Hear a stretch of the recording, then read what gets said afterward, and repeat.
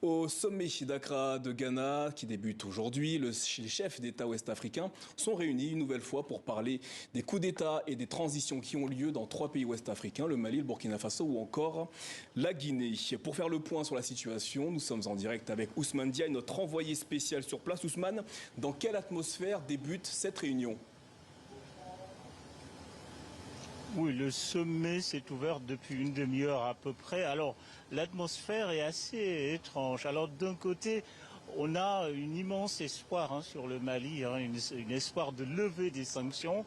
Et on est un peu plus flou et inquiet pour la Guinée et le Burkina Faso qui ne savent pas vraiment qu'est-ce que ça va donner l'issue de ce sommet. On parle d'une situation un peu plus compliquée pour la Guinée. On le sait, la Guinée n'a pas encore entamé le processus de médiation. La CEDEAO devrait encore proposer un médiateur à la Guinée qu'il avait refusé au dernier sommet.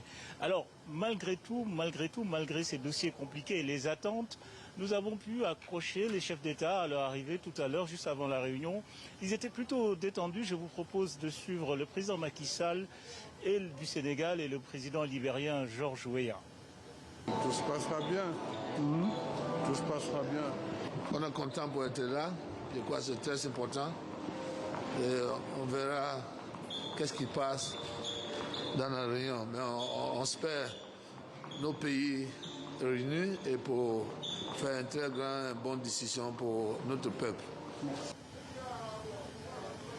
Alors, au-delà des dossiers maliens, guinéens et burkinabés, un autre dossier compliqué aussi est sur la table des chefs d'État, la présidence en exercice de l'Union africaine. Le président Nana Akufo a été déjà renouvelé une première fois. C'est le tour de la Guinée-Bissau de prendre la présidence de la CEDEAO. Mais on note ici des réticences dans les délégations.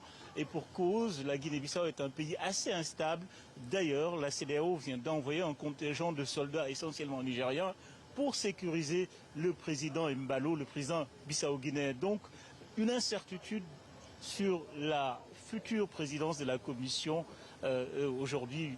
Et ce sera, à point à en douter, un des thèmes les plus débattus entre chefs d'État ici à Accra. Ousmane Diaye, envoyé spécial TV5 Monde au sommet de la CEDEAO au Ghana. Merci Ousmane.